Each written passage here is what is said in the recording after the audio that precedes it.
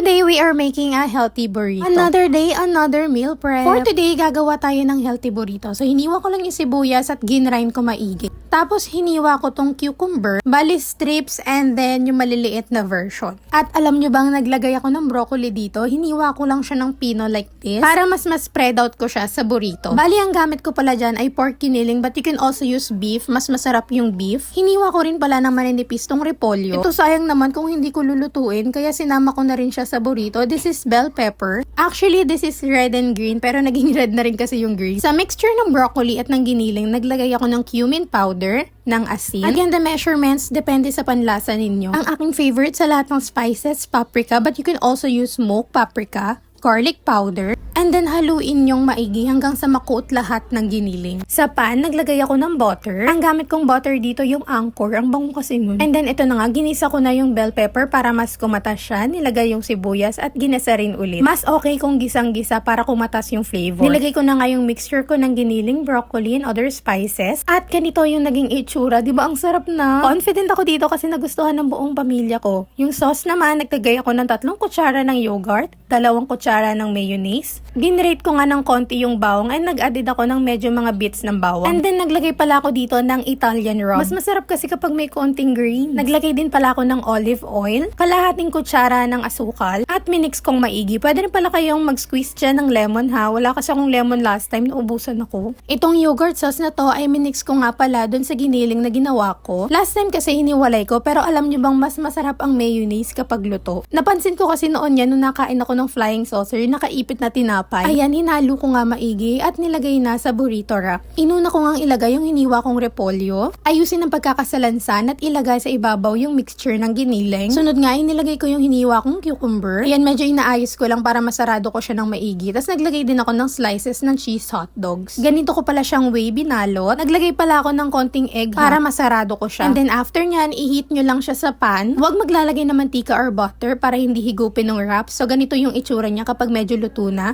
Binalot ko sa foil para ma-maintain ko yung init. At para mas madali itong hawakan kasi minsan sa ayaw nyo at sa gusto sumasabog siya eh. Yung nabili kong wraps is 90 pesos, 6 na piraso. That's a Marby brand. In fairness, ang sarap ha. So ito yung final look ng ating burrito. O diba saan ka nakakita ng burrito na may broccoli? Don't forget to like, subscribe, and hit the notification bell. Yun lang.